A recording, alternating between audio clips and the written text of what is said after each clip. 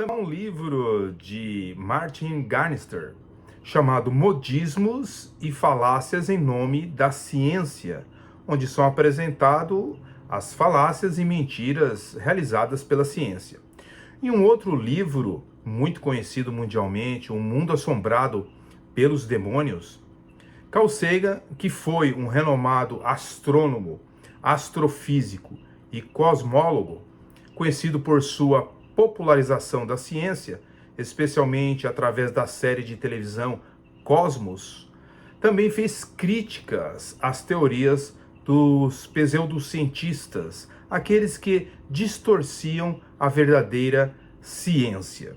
Acontece que Carl Sagan, ele dedicou grande parte da sua carreira e pesquisa científica em foco da astronomia, da astrobiologia, estudando a atmosfera de Vênus, de Marte e trabalhando no desenvolvimento de instrumentos para a exploração espacial. Além de suas pesquisas, Sagan se destacou por sua habilidade em comunicar conceitos científicos complexos ao público em geral, tornando a ciência acessível e interessante para pessoas de todas as idades e formações. Ele acreditava que a ciência é a melhor ferramenta para entender o mundo e promoveu a importância da alfabetização científica. Bem, ele rotulou um termo chamado a bela arte da detectação de mentiras. É um ensaio, né, onde Carl Sagan, em sua obra contra a pseudociência, ele no ensaio ele oferece conselhos para a elaboração de conclusões, bem como evitar falácias retóricas e lógicas. Bem, juntos o conjunto de sinais de alerta para falácias comuns constituem o que Sagan, educadamente, ele chamava de kit de detectação de mentiras, ok? Mas você sabia também que Carl Sagan era um usuário regular de maconha? Sim, da cannabis. Aliás, Sagan atribuiu à cannabis muitas de suas criativas e engenhosas ideias, né? Nós encontramos no ensaio de 1969, ele escreveu um ensaio anônimo com o pseudônimo de Sr. X para uma publicação no ano de 1971. Nesse ensaio, Sagan diz o seguinte: estou convencido de que há níveis genuínos e válidos de percepção disponíveis com a cannabis e provavelmente com outras drogas, que devido aos defeitos da nossa sociedade e do nosso sistema educacional, não estão disponíveis para nós sem as drogas. Bem, deixando a vida particular do falecido Carl Sagan, vimos no vídeo anterior e apresentamos no início, né, do vídeo anterior também, que existem mentiras e falácias entre os políticos. E no início desse vídeo comentamos bem superficialmente que existem falácias, né, e mentiras na ciência. E existem muitos fatos. Se eu fosse citar aqui, falaríamos sobre vários assuntos em que a ciência usou de fraude, como o homem de Pitdale, por exemplo. Mas quando as falácias e enganos vêm de dentro da religião, e pior, quando aqueles que estão enganando o público cristão são justamente aqueles que deveriam alertar sobre o engano, a mentira e o falso ensino, a coisa fica bem pior. É o que nós estamos vendo nessa série de vídeo, né, sobre os calvinistas malvadões, né? E pior de tudo isso, os teólogos reformados que deveriam defender a fé de nossos pais que lutaram pela verdade, e muitos deram a própria vida, derramaram o seu sangue por essa verdade, estão sendo pisados por esses pastores e teólogos brasileiros que se dizem ser reformados no atual Brasil.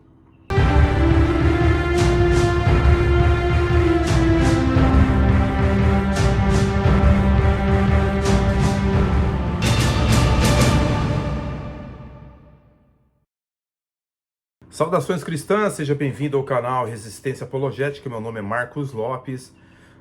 Vamos começar pedindo desculpas que no vídeo anterior eu cometi um erro, ok? Eu devo esclarecer que o pastor Jonas Madureira, eu comentei de que ele traduziu livros de Tomás de Aquino, certo? O que foi um equívoco da minha parte. Na verdade, ele não traduziu esses livros de Tomás de Aquino, ou um livro de Tomás de Aquino. Na verdade, ele fez um livro sobre o católico Tomás de Aquino, ok? Agora, a minha crítica foi no seguinte: ele fez um livro sobre Tomás de Aquino, ele tem uma influência muito grande numa editora cristã no Brasil, e o porquê eles não traduzem livros de teólogos reformados do passado e do presente, onde são livros espetaculares, com uma teologia consistente e firme. Por que eles não fazem isso? A minha crítica é sobre isso. Gostaria de deixar claro o meu equívoco, mas também o meu acerto. Ou seja, de que eles estão errando como supostos teólogos reformados. E dizem que os outros que estão na jaula. Eles não. Iremos ver se realmente o arminianismo é algo ortodoxo pela história e pela igreja, através de uma vertente que contaminou boa parte da mente das pessoas que estavam tendo um encontro com Cristo, mas que agora tinham aderido a uma aversão à confessionalidade, por acharem que ser confessional é algo ultrapassado. Vamos ver o porquê teólogos reformados do Brasil estão equivocados sobre quem foi Jacó Arminius e os remonstrantes, e por que o arminianismo não era uma vertente considerada ortodoxa pelos reformados do século XVI e século XVII. Bem, iremos aprender também nesta série e neste vídeo especificamente o que é ser latitudinarista, ou seja, um movimento que surgiu na Inglaterra, particularmente entre teólogos e clérigos da Universidade de Cambridge, durante um período de intensas disputas religiosas entre puritanos e anglicanos. Então, o latitudinarismo ele contribuiu com a formação de uma igreja larga, chamada uma igreja larga, dentro do anglicanismo, que buscava uma abordagem mais inclusiva e tolerante.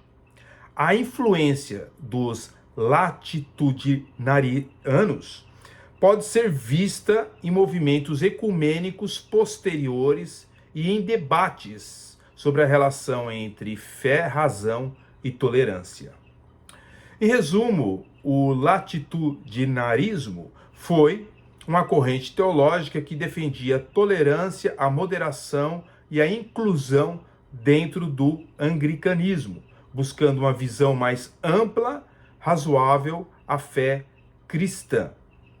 Bem, mas em certo sentido, ser latitudinarista é ser avesso às confissões de fé.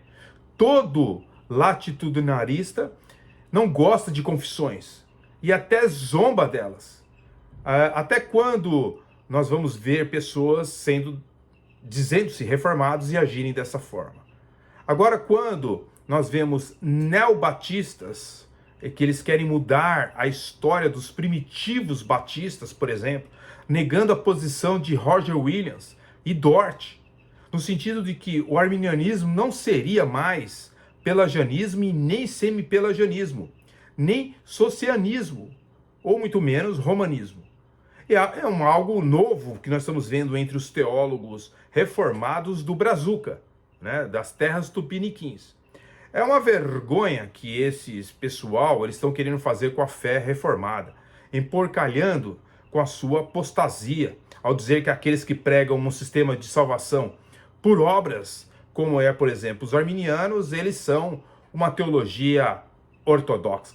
No seu latitudinarismo, e como fizeram também Jacó Arminius e os remonstrantes, eles querem agora tentar fazer uma releitura de Dort.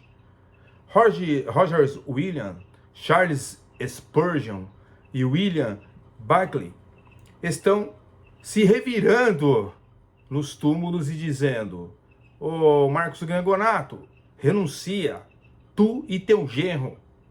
Quando pastores reformados, como Renato Vargens, né, que escreveu Contra o Príncipe dos Pregadores, ele disse o seguinte em um artigo: o ultracalvinismo, desde a época de Spurgeon, tem causado males na igreja.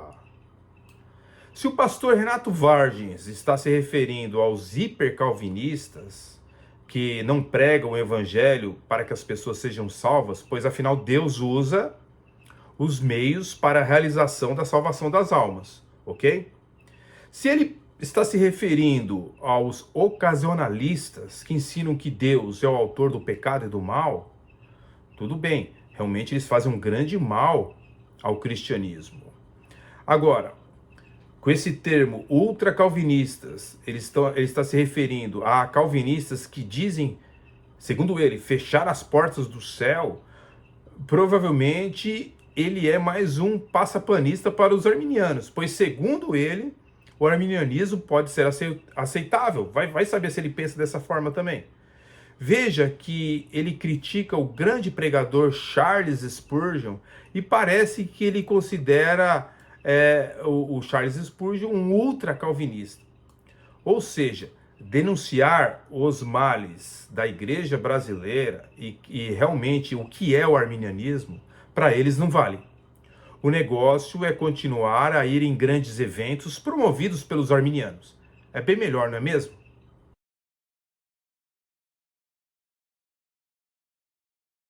Ter mais idade, então. Eu não estou dizendo que a gente tem que procurar dividir ou rachar a Igreja de Cristo no Brasil, não é isso. Não devo ser inimigo de um arminiano quando, por exemplo, eu estiver numa padaria e ver ali um arminiano, não cumprimentá-lo só por ele ser arminiano, certo? Eu não devo odiar uma pessoa, pois pensa diferente de mim, ok? Não é isto que eu estou comentando aqui nesse vídeo. Todavia, ao ser perguntado sobre a minha posição, eu não posso ser adepto da teologia da omissão, como fazem muitos desses teólogos ditos reformados do Brasil.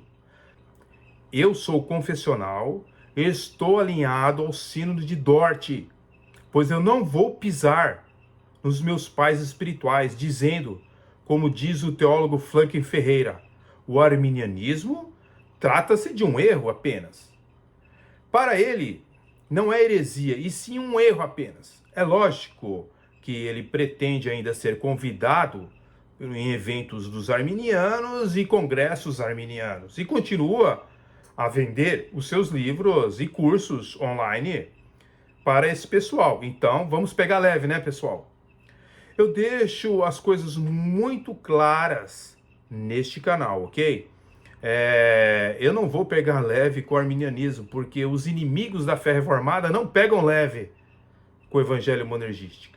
Eu deixo as coisas muito claras neste canal. Mesmo sabendo que ele não vai crescer, eu não importo com isso. Eu não pretendo ser preguiçoso também, querendo ganhar dinheiro por canal de YouTube. Não me importo sobre o canal, se é monetizado ou não. O meu alvo não é este.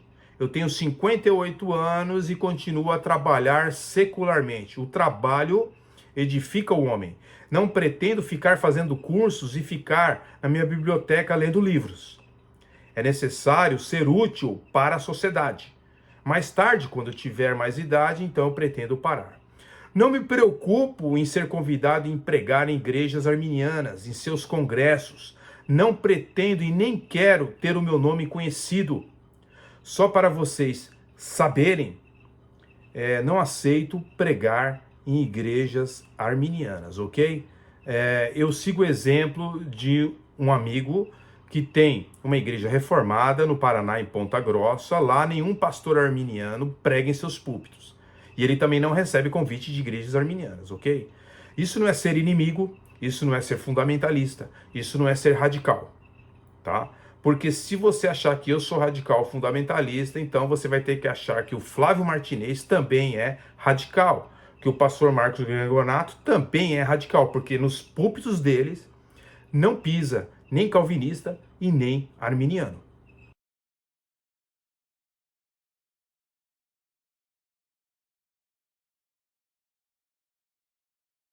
Obrigado, pastor. Daqui a pouco você vai fazer um apelo aqui. Mania de pastor, né, seria pastor? Bom, seria bom. Mania de pastor. 3 minutos, pastor Marcos, para comentar a resposta do pastor Alcionei. É difícil, é muito fácil ser arminiano. É muito fácil, porque você não tem que lidar, como arminiano, com as questões sérias da teologia.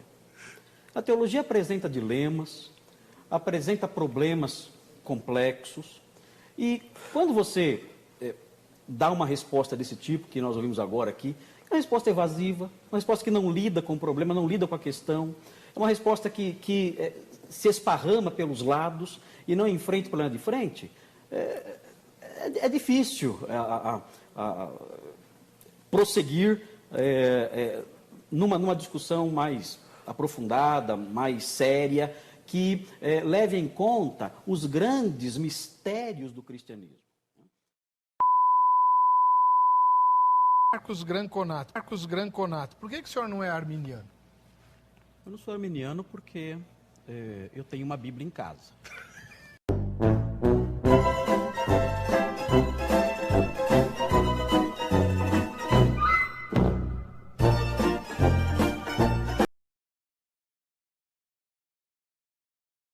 O fato é que não são inimigas. Nós não podemos acreditar que são vertentes que se odeiam, que se excluem mutuamente. Isso não é verdade. Ainda que muitas pessoas partam para essa direção, né, e ataquem com rigor e com severidade, até crueldade e desrespeito muitas vezes. O fato é que o cristianismo, o que une os crentes como irmãos na fé não é a tulipa. Nós temos que lembrar que o Novo Testamento, antes dele ser concluído, já existiam pessoas crentes. Ou seja, muita gente morreu em Cristo sem nunca ter lido Romanos 9. Romanos foi escrito no ano 57 da era cristã. Ou seja, uma geração toda passou sem nunca ter lido Romanos 9, que é uma das bases do calvinismo. Muita gente morreu sem nunca ter lido Efésios 1. Efésios foi escrito no ano 62. Passou praticamente 2 gerações de cristãos, uma geração pelo menos, sem que jamais tivessem lido